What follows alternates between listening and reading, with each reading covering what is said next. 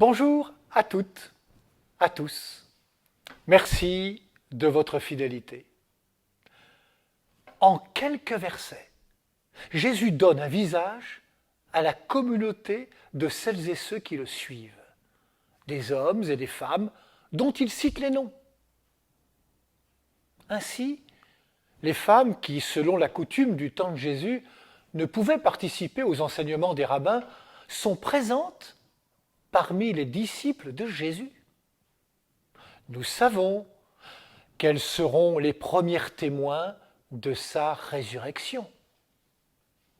L'évangile de ce jour nous en donne un beau visage, le visage d'une communauté où hommes et femmes ont toute leur place.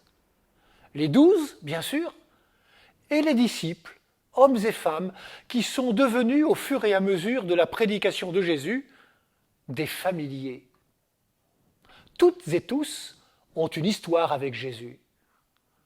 Certains ont été appelés au bord du lac de Tibériade, d'autres ont été guéris par lui, d'autres tout simplement ont croisé sa route et ont décidé de le suivre. C'est à une femme que le ressuscité donnera mission de transmettre sa parole.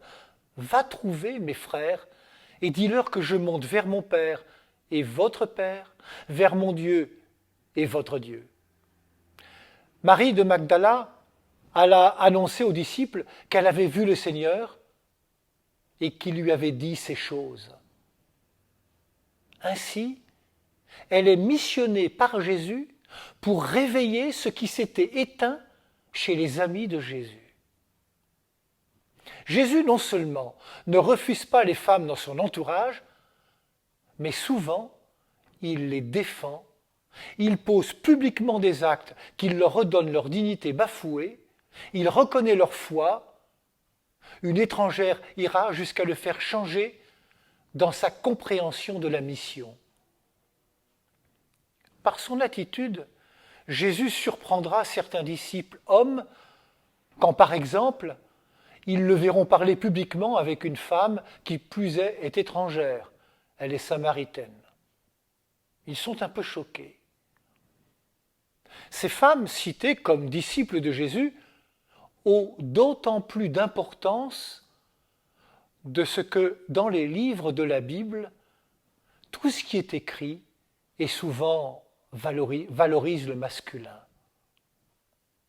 Il y a donc place pour penser l'Église d'aujourd'hui à une réflexion biblique et théologique. Cette réflexion permettra de faire émerger des éclats de féminin, des audaces de femmes dans la Bible qui vont sans doute casser, bousculer, renverser tous les stéréotypes de la femme objet, soumise, silencieuse, réduite à la maternité. Dieu créa l'homme à son image. À l'image de Dieu, il le créa, homme et femme, il les créa. Bonne réflexion à toutes et à tous. Bonne journée.